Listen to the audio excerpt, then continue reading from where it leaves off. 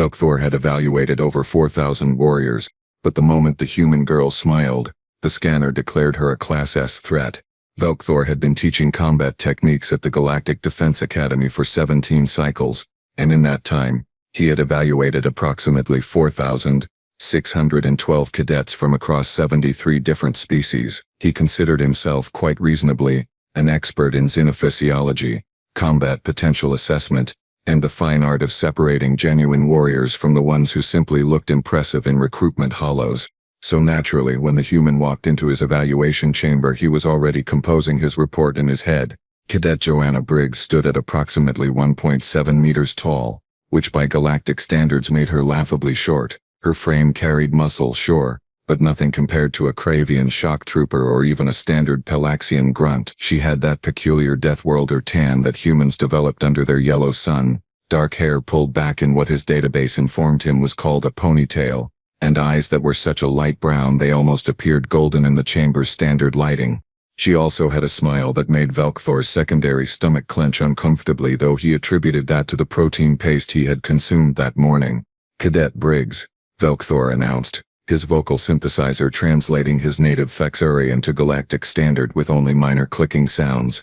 "I am Senior Combat Instructor Velkthor. This is your mandatory close-quarters combat evaluation. Do you understand the parameter?" "Yes, sir," Joanna replied, her voice carrying that strange flat quality that human vowels always seem to possess. "Standard sparring protocols, non-lethal force only. Match continues until submission or instructor assessment completion." Velkthor's mandibles twitched in what might have been approval. At least this one had read the manual, unlike the last human who had wandered into his chamber 3 months ago asking if they could, quote, "just wing it." That particular evaluation had ended with Velkthor filing a 17-page incident report and the human in question spending 2 days in medical because apparently their species had not yet evolved past the concept of overconfidence. "Correct," Velkthor confirmed, moving toward the center of the padded evaluation floor, his 4 arms flexed in sequence, a warm-up routine he had perfected over countless sessions. "The combat scanner will monitor all physiological responses, threat assessment levels, and technique efficiency. It is, I assure you, extremely accurate."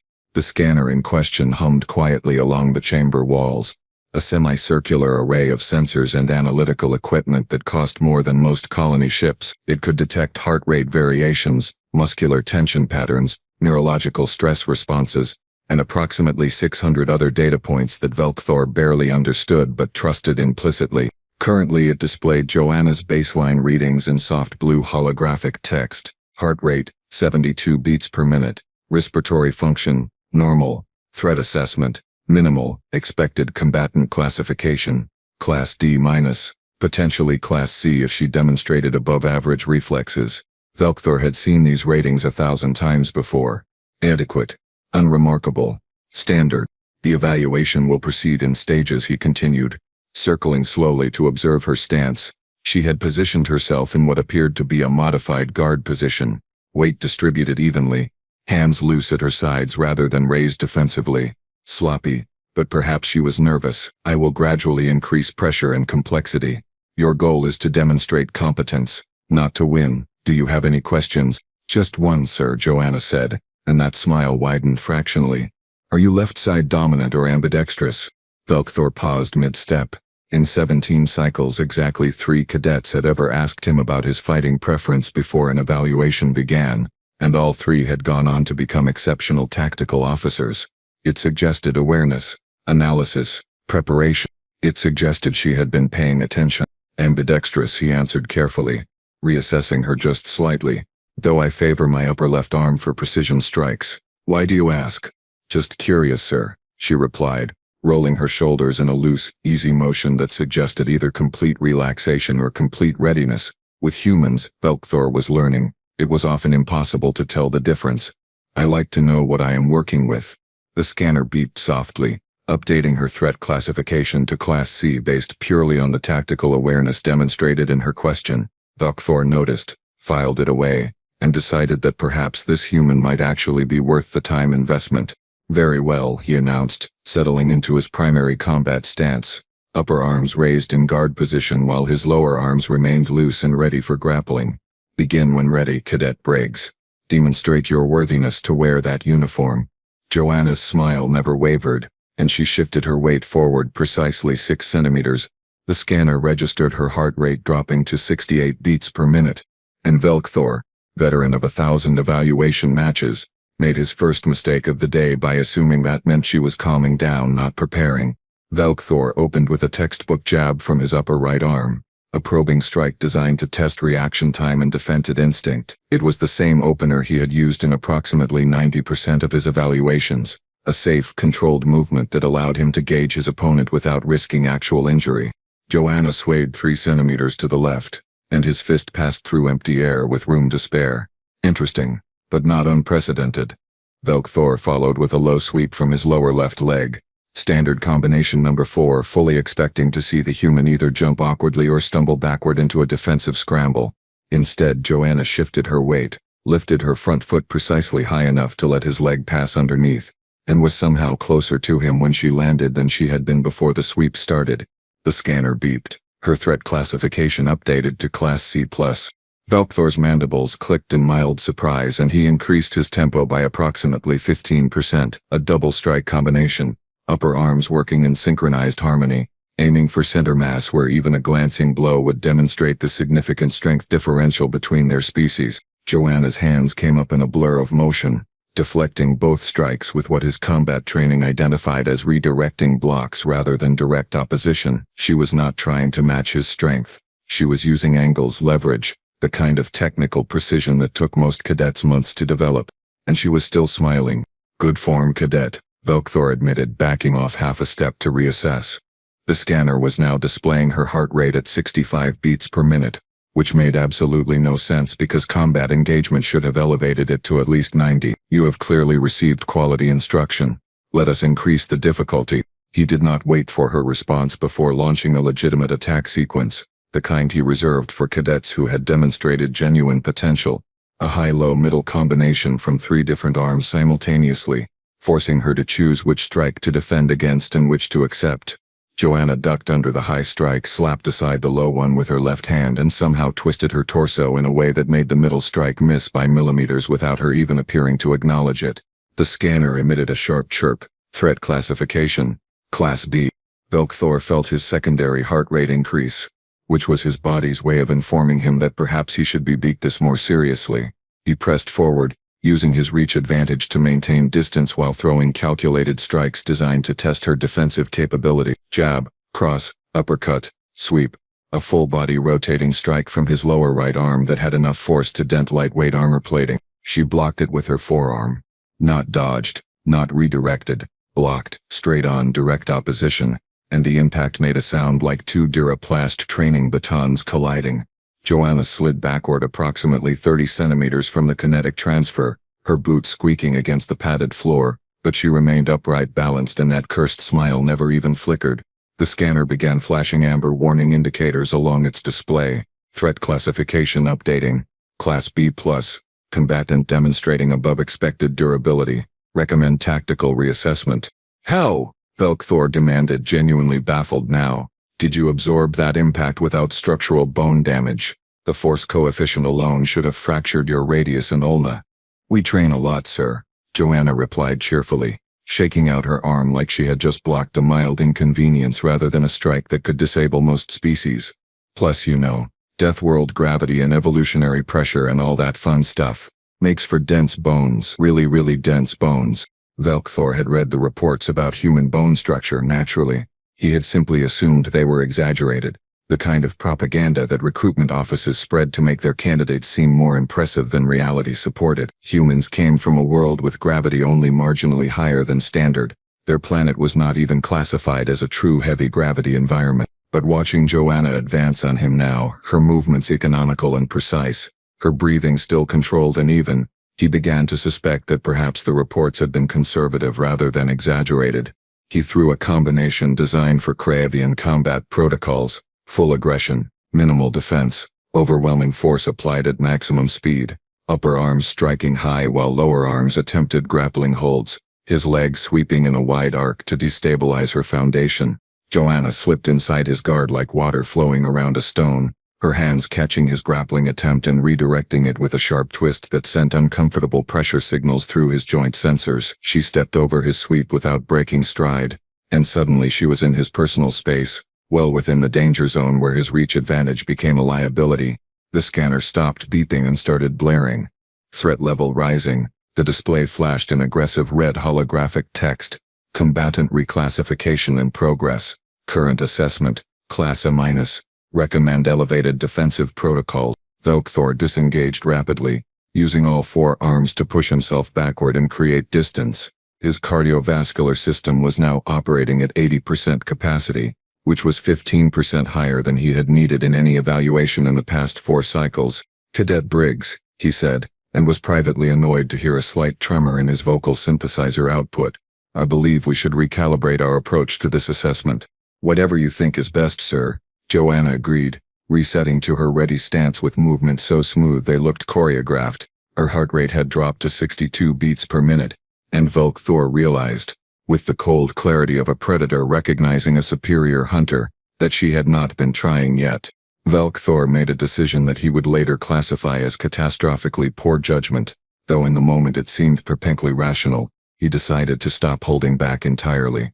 The thing was, instructors always held back during evaluations. It was standard protocol, basic safety procedure, the foundation of responsible combat training. You applied enough pressure to assess capability without actually injuring your students, because injured students could not continue training, and training was the entire point of the exercise. But the scanner was screaming Class A- at him, and Joanna Briggs was standing there with that infuriating smile, and Velkthor's pride, which had survived 17 cycles of teaching without significant damage, was suddenly demanding satisfaction. So he planted his rear legs, coiled his entire body like a compressed spring, and launched a kick with his dominant right leg that contained approximately 95% of his actual combat capability. It was the kind of kick that could crack a security barrier. The kind of kick that had, in his younger days serving with the Thexari peacekeeping forces, disabled a combat mech during a boarding action. His leg became a blur of chitinous muscle and controlled violence, aimed directly at Joanna's center mass with enough kinetic energy to send her flying across the chamber. Joanna raised her left hand palm out and caught his foot mid-strike. Just caught it. One hand, not even braced with her other arm. Just her left hand extended casually like she was stopping a door from swinging closed. The impact made a sound like a thunderclap in the enclosed chamber, a sharp crack that echoed off the walls and probably registered on seismic sensors 3 floors down. Velkthor felt the shock of sudden deceleration travel up his leg, through his hip joint into his spine. His entire nervous system screamed contradictory information at him because his kick had stopped, completely stopped, without any of the expected follow-through that physics and momentum absolutely demanded should occur. Joanna slid backward maybe 10 centimeters, her boots squeaking slightly against the floor. She did not fall. She did not stumble. She did not even grunt from the effort. She just stood there, holding his foot in her hand, her fingers wrapped around his ankle like it was the most natural thing in the galaxy. "Control yourself, Cadet," she said quietly, and her voice carried absolutely zero strain, no elevation in pitch, no breathlessness. Nothing that suggested she had just arrested the kinetic energy of a full-power strike from a species that outweighed her by 40 kilograms. The scanner lost its mind completely. "Threat level critical," the display screamed in letters so bright they hurt to look at. "Combatant reclassification to class pending administrative review. Structural damage probability to facility, 18%. Recommend immediate evaluation suspension. Recommend instructor protective protocols. Recommend. Velkthor yanked his leg back and Joanna released it without resistance, but the damage to his ego was already catastrophic and irreparable. His secondary brain, the one responsible for threat assessment and survival instinct, was currently flooding his system with enough adrenaline analogs to fight off a pack of Raxian hunters, and his primary brain was trying very hard to process what had just occurred. She had blocked his kick, with one hand, without significant effort. "That is not possible," he said aloud. "Because sometimes when reality contradicted your understanding of the universe, you simply had to voice the objection. The force coefficient, the mass differential, the basic principles of kinetic energy transfer, none of that. You should not." "How?" Joanna lowered her hand, flexed her fingers experimentally, and shrugged with both shoulders in that peculiarly human gesture of casual dismissal. You have got good form, sir, really clean technique, but you telegraphed the wind up by about 0.3 seconds. Gave me plenty of time to set my stance and brace properly. Also, and I mean this respectfully, you are still pulling your strikes. I am absolutely not, Velkthor protested immediately, because that was a direct challenge to his professional integrity and also because he knew, with sinking certainty, that she was completely correct. He had been pulling his strikes, not consciously, not deliberately, but some deep instinctive part of his brain had been applying safety limiters to every attack because she looked small and fragile and humans were supposed to be weak newcomers to the galactic stage who needed protection and guidance. Except Joanna Briggs had just stopped his best kick with one hand while maintaining conversational tone. The memories hit him then. Fragments of reports and briefings he had skimmed through without real attention because they seemed too absurd to take seriously. Human bone density 3 times galactic average. Human muscle fiber efficiency, exponentially higher than comparable species. Human pain tolerance classified as near pathological by medical standards. Human recovery time from injuries, described as borderline regenerative. And the gravity. Oh, ancestors forgive him. The gravity. Earth's gravity was not marginally higher than standard. It was 9.8 meters per second squared, which translated to approximately 1.35 times galactic standard. And humans had evolved under that crushing weight for millions of years. Every single day, every single moment of their existence spent fighting against a force that would exhaust most species within hours. Joanna had been wearing a gravity handicap her entire life, and she had just casually blocked a strike that would hospitalize most soldiers without even breathing hard. You have been training under Earth standard gravity, Velkthor said slowly, working through the implications with growing horror. Which means here, under our standard 1G environment, you are effectively operating at what? 65% of your actual body weight. More like 74%, Sir, Joanna corrected helpfully. Earth gravity is about 1.35 standard, so the proportional reduction, yeah, we are all significantly lighter here, makes movement easier, less strain on the cardiovascular system, improved endurance metrics across the board. The scanner was still flashing its recommendations, now adding new warnings about potential facility damage if the evaluation continued and suggesting that perhaps Velkthor might want to consider calling for backup instructors, preferably ones wearing armor. Velkthor looked at Joanna, who was stretching her shoulders and neck like this was a light warm-up session rather than a combat evaluation that had just reclassified her as a Class S threat. He thought about the 73 other species he had trained over 17 cycles. He thought about his confident dismissal of human combat potential just 30 minutes earlier, and he realized with absolutely crystalline clarity that he had made a terrible fundamental miscalculation about what humans actually were. Would you like me to explain what we are doing wrong, sir? Joanna asked, and the polite phrasing somehow made it worse because she was offering to teach him, the 17-cycle veteran instructor, about combat fundamentals. Velkthor's pride was a wounded, snarling thing in his chest. But his survival instinct was screaming louder when somewhere in between those two warring impulses he heard himself say, "Please proceed, Cadet." "Right, so, basic human martial arts theory," Joanna began, and then she moved. Velkthor threw a defensive combination, all 4 arms working in coordinated defensive shells, because he had finally accepted that this was not an evaluation anymore, this was a learning experience, and he was the student. Joanna flowed through his guard like smoke, her movements economical and precise. She tapped his upper left elbow joint, not hard, just enough pressure to demonstrate the vulnerability. Humans fight in close quarters because our ancestors were persistence hunters, right? We chased prey for days until it collapsed from exhaustion. So we evolved for endurance over burst strength, efficiency over raw power. She ducked under his retaliatory sweep, continuing her explanation without pause. Which means our entire combat fallacy is built around outlasting opponents, absorbing damage and exploiting weaknesses through sustained pressure rather than overwhelming force. Velkthor spun, attempting a grapple with his lower arms while his upper arms maintained striking position. Standard multi-limbed combatant tactics, literally textbook protocol. Joanna caught one grasping hand, redirected it into his other hand, and suddenly he was grappling himself while she stepped casually to his left side. See, that works great against 2 armed opponents, but humans train against multiple attackers from like day 1 of basic self-defense courses. We assume we are outnumbered, outweighed, and at a disadvantage. That is our baseline. The chamber doors opened, and Velkther peripherally registered other instructors and cadets gathering at the entrance, drawn by the scanner's increasingly frantic alarm broadcasts. He should have felt embarrassed, should have been humiliated at being instructed by a cadet in front of his peers. Instead, he felt fascinated, terrified, and deeply, genuinely curious. "Demonstrate your striking capability," he commanded, resetting to a defensive stance and trying to salvage some instructional authority.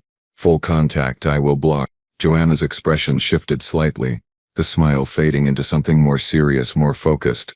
"Are you sure, sir? I do not want to injure you. I have endured Kravian berserker charges and Vrelian acid spitters," Velkther replied with significantly more confidence than he actually felt. "I believe I can handle one human punch." "Okay," Joanna said quietly, and her stance changed in subtle ways that the scanner immediately registered with escalating threat warnings. "Brace yourself, sir." She punched him in the center mass, a straight right cross with her full body weight behind it, and Velkther's entire defensive structure collapsed like tissue paper in a hurricane. The impact drove him backward 3 full meters, his feet leaving the ground entirely for a moment before he crashed down on his secondary stabilizers. His chest plate, reinforced combat-rated polymer designed to distribute kinetic impacts, had a visible compression dent shaped exactly like Joanna's fist. His respiratory system seized momentarily, his vision blurred around the edges, and his pain receptors informed him that several internal support structures were now experiencing significant stress fractures. The scanner stopped suggesting protective protocols and started suggesting immediate medical evaluation. The gathered crowd of instructors and cadets made a collective noise of shock and awe, which would have been gratifying under different circumstances, but currently just made Velkther more aware of his complete failure to understand what he was dealing with. "Sorry, sir," Joanna called out, genuinely apologetic now. "You said full contact. Should I have pulled it more?" "That was pulled," Velkther wheezed, his translator crackling slightly from diaphragm damage. "I mean, yeah, that was maybe 40%. Joanna tilted her head, considering. "I did not use hip rotation or follow-through. Kept it pretty contained. Full power would probably have been problematic for the chest plate integrity." Senior Instructor Kavix then, a Pelaxian heavy combat specialist, pushed through the crowd to stand at the observation line. "Velkther, is that human actually registering Class S on the scanner, or is the equipment malfunctioning?" "Equipment is functioning perfectly," Velkther managed, straightening with effort and triggering his secondary respiratory system to compensate for his damaged primary. "She is actually Class S, possibly higher. I have been re-evaluating my entire understanding of Deathworld classifications for the past 6 minutes. They said humans were fragile," someone in the crowd muttered, an Orcsian pilot track cadet based on the vocal harmonics. "They said humans were soft, easily damaged, required protective equipment for basic training exercises." Joanna turned toward the crowd, and her smile returned, bright and friendly and absolutely terrifying in context.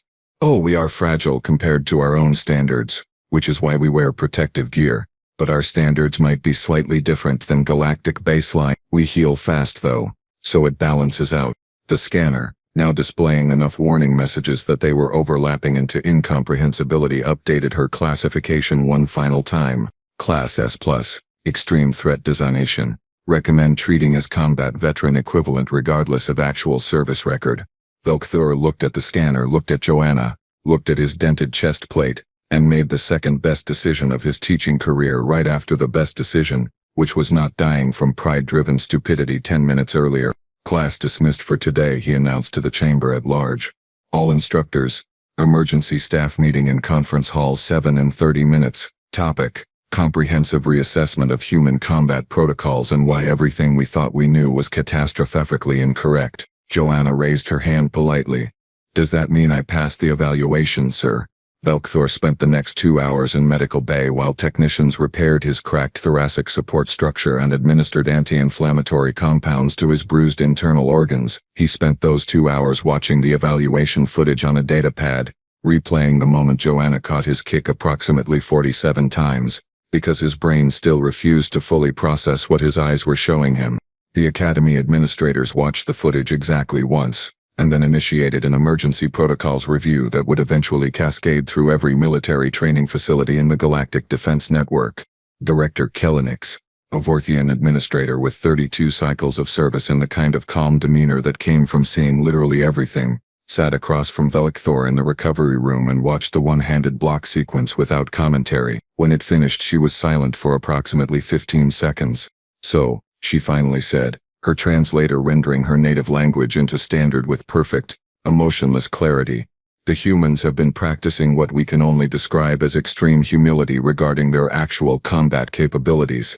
That is one interpretation," Velkthor agreed, shifting carefully to avoid stressing his repairs. "Another interpretation is that we have been catastrophically, dangerously, almost criminally negligent in our threat assessment protocols, and we are extremely fortunate that humans appear to be genuinely committed to peaceful cooperation rather than, say, hostile conquest." Kelnix made a gesture with her manipulator tendrils that suggested deep consideration mixed with existential concern. "The preliminary analysis suggests that if Earth had chosen military expansion rather than diplomatic integration, resulting conflict would have lasted approximately 6 months before total galactic capitulation." "6 months seems optimistic," Velkthor muttered, thinking about Joanna's casual explanation of 40% power output and wondering what 100% actually looked like. He decided he did not want to know, and also that he absolutely needed to know, and that contradiction was going to haunt him for the foreseeable future. "We are convening an emergency session of the Combat Classification Council," Kelnix continued, pulling up holographic documents that filled the air between them with bureaucratic urgency. "Every human currently enrolled in military training programs will undergo immediate reassessment. We are also requesting that Earth provide detailed documentation of their actual training standards, because clearly the information we received during initial integration was either incomplete or we fundamentally misunderstood the context." "They train children in combat sports," Velkthor said quietly, remembering a detail from the human integration files he had dismissed as quaint cultural tradition. "For recreation. For entertainment. They have younglings who have not reached maturity yet competing in regulated combat matches for trophies and ranking status." Kelnix's tendrils went very still, which was the Vorthian equivalent of profound alarm. "Clarify, they train pre-adults in combat protocols as leisure activity. They call it martial arts, or boxing or wrestling, or approximately 40 other terms for formalized violence conducted under rule structures," Velkthor explained, pulling up the relevant files on his datapad. "It is considered normal childhood development. Character building, they call it. Discipline, respect, physical fitness, self-confidence through controlled aggression. By the ancestors," Kelnix breathed. "We have been integrating a species of warrior philosophers who teach their children to fight before they teach them advanced mathematics. Actually, they teach both simultaneously," Velkthor corrected, because accuracy mattered even in the face of paradigm-shattering revelations.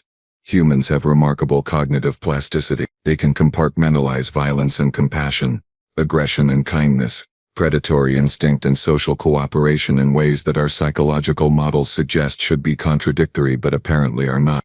The emergency staff meeting 3 hours later was the most heavily attended mandatory briefing in Academy history. Every combat instructor, tactical trainer and defensive protocol specialist crammed into Conference Hall 7, which meant approximately 200 individuals from 60 species all trying to understand how they had gotten humans so completely fundamentally wrong. Velkthor stood at the front, his chest still aching despite the medical repairs, and addressed his peers with the kind of humility that only comes from being physically humbled by someone a third-year mass.